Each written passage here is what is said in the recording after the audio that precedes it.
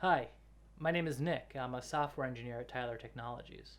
When I was in second grade, two really important things happened in my life. My family got our first computer, and I really got into gaming. Now, back then, games were really simple, and you could open their source code in a text editor. So I did, and I would read through and not really understand anything I was looking at until I saw some words I did recognize, like player, or blue, or title screen image. So I would make some changes and save the file, and the game would be a little bit different than it was before.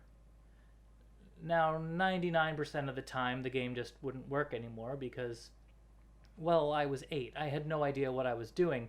But once in a while, it would work again, and something that used to be red would now be blue. It was kind of cool. And I really liked messing around with software in that way, though I had no idea what that was called. The other important thing that happened was Jurassic Park came out in theaters. While all of my friends were terrified of the velociraptors, I became obsessed with how Steven Spielberg put dinosaurs in a movie with people. I knew it wasn't real, but I had no idea how he did it. So I started researching everything I could about visual effects and filmmaking. At that point in my life, I realized that for the rest of my life, I wanted to either be writing software or making movies. And I pretty much have.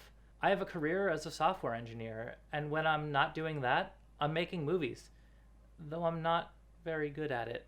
I'm not here to talk to you about either of those things today. I'm here to talk to you about growing and running a business and the most important things a company can do to stay in business.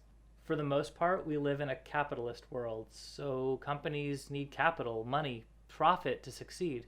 When it comes down to it, that's all a company really cares about.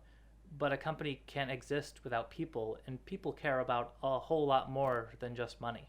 We care about things like fun, happiness, quality of life, relationships. Finding the right balance between the company's need for profit and the needs of the people who work within and for that business will determine how successful it ends up being. Companies need to spend a lot of money. They need to develop and create a product to sell, and they need to pay the people who create and develop it for them. They need to pay for a place to create that product and the materials to create it out of.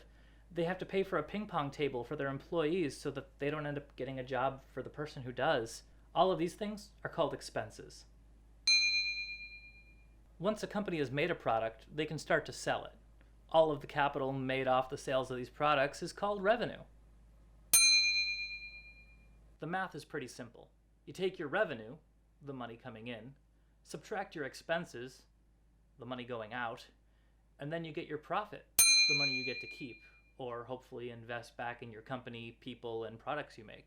If you think back to your second grade experience, you'll probably remember that if you're doing subtraction, the bigger number better be first, or you're going to wind up upside down. If you know what your expenses are, it's pretty easy to figure out what your revenue has to be in order to make a profit. It just has to be bigger. Writing these numbers down is called making a budget. You can figure out how much of your product you need to sell and what price you need to sell it for in order to make sure your revenue exceeds your expenses. Usually, items get cheaper to make as you make more of them, so if you can create enough demand for your product, your expenses are going to go down, your revenue is going to go up, and you're going to be drowning in profit. As you continue to explore production, just keep in mind ways you can keep your expenses down and your revenue up, and you're going to do just fine. Good luck.